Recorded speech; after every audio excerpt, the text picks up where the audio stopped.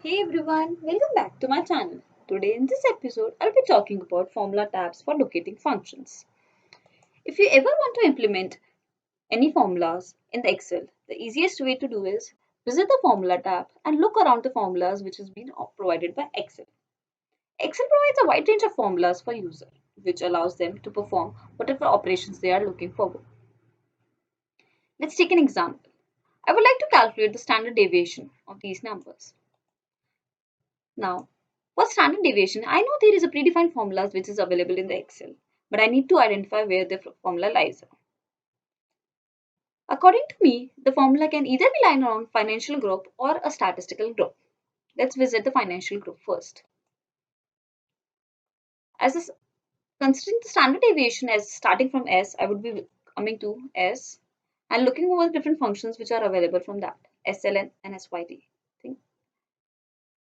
On just taking the mouse over towards the function, it will describe what the function basically means. Now let's visit another one. Uh, let's go with the statistical function. Here is the statistical function.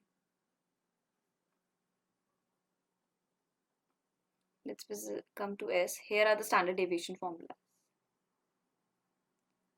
I would be using the standard deviation this. Before using any formulas, you should understand why the formula is being used for and what are different types of its variations.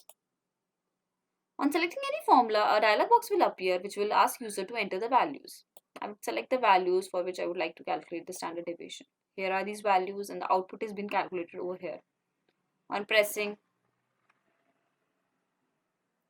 OK, the value is being shown over to us.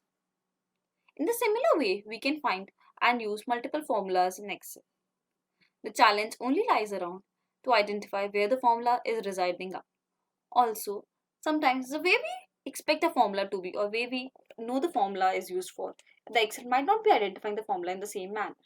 Example, uh, for this function, I would like to calculate the monthly payment of these values where I have the interest rate, the period that for 48 months I would like to calculate, I would like to go for the term, and the amount I have borrowed is 25,000. So I would like to know how much I need to pay monthly.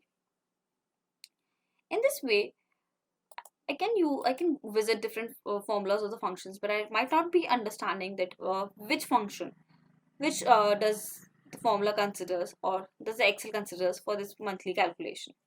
And I might spend a lot of time in just investigating that formula. I would be helping you out in my upcoming videos how you can resolve this problem. Stay tuned for my next video for this.